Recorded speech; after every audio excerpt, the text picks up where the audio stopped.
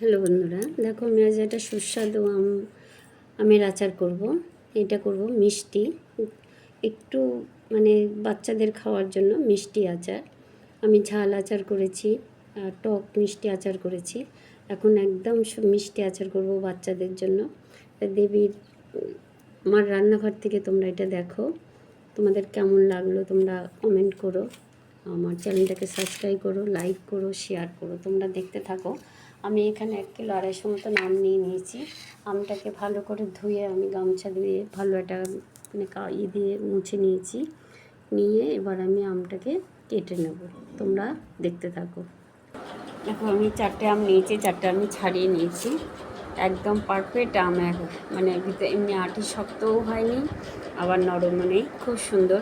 এর ভিতরে এই আটিটা তোলার পরে মানে এই বিচিটা তোলার পরে এরকম একটা পাতলা লেয়ার থাকে। এটা অবশ্যই তোমরা আচার করলে তুলে ফেলো, না হলে এটা খাওয়ার সময় মুখে বাঁধবে, ভালো লাগে না। আমি সবটা কেটে নিয়ে দেখাচ্ছি। সব আম কাটা হয়ে গেছে। এবার রান্নাঘরে এবার কড়াই বসিয়ে দিয়েছি। এবার কিছু মশলা আমি কড়াই বসিয়ে দিয়েছি। এবার আমি কিছু মশলা ভেজে নেব। আমি 5টা শুকনো লঙ্কা নিয়েছি, যেহেতু আমি মিষ্টি আচার করবো, যার জন্য একটুখানি লঙ্কা না দিলে হবে না, তাই দিয়েছি। সর্ষে নিয়ে নিয়েছি, কালো সর্ষে, সাদা সর্ষে 2 চামচি, জিরে 2 চামচি নিয়েছি,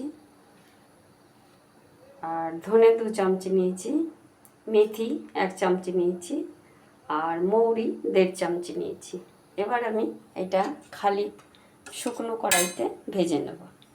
ভাজাটা দেখো হয়ে এসছে, সবই ফুটছে দেখো। তার মানে খুব বেশি লাল করে আমি ভাজবো না। মশলাটা ঠান্ডা হতে হতে আমি কড়াইতে একটু জল বসিয়ে দিলাম। দিয়ে এবার আমি 250 গুড় এনেছি, আমি গুড়টা সবটা দিয়ে দিই। এবার গুড়টা একটু ফুটুক, তারপরে দেখো কী করি গুড়টাকে। দেখো গুড়টা আমি জাল দিয়ে নিলাম। এবার আমি ঢেলে নেব। কড়াইতে তেল দিয়ে দিয়েছি, একটু পাঁচফোড়ন দিয়ে দিলাম। পাঁচফোড়নটা সুন্দর গন্ধ বেরিয়ে গেছে। এবার আমি আমগুলো কেটে রেখেছি, এবার এই আমগুলো সব দিয়ে একটু নাড়াচাড়া করে নেব। ভালো করে একটু নাড়াচাড়া করে নেব। আমি অল্প একটু নুন দিয়ে দিলাম, কেননা গুড়ের ভিতরে নুন আছে, নুন থাকে, নুন নুন নুন বেশি ভাব হয়ে যাবে, তার জন্য আমি অল্প করে নুন দিয়ে দিলাম। আমি নুন হলুদ দিয়ে আমি বেশ একটু নেড়ে নেব। যে মশলাটা আমি ভেজে গুঁড়ো করলাম, তার কিছুটা মশলা আমি এখন দিয়ে দেবো, বেশি না, অল্প করে দিয়ে দিলাম।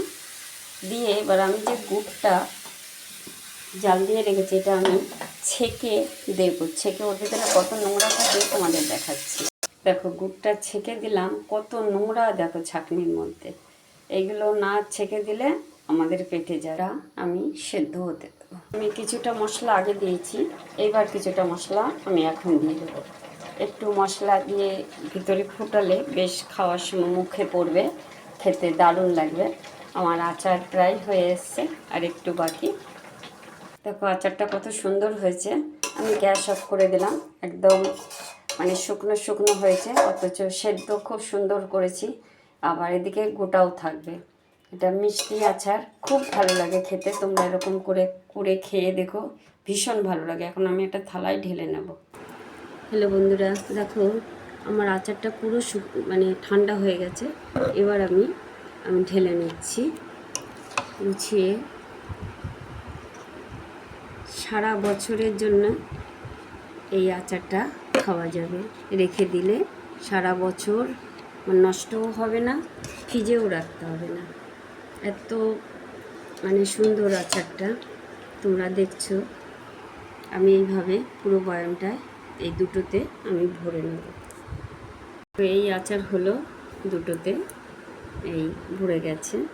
তোমরা কেমন লাগলো আচার, আমার আচার করাটা? তোমরা আমার চ্যানেলটাকে সাবস্ক্রাইব করো, লাইক করো, শেয়ার করো। আজকে রাখছি, আবার আসবো কালকে অন্য কিছু নিয়ে।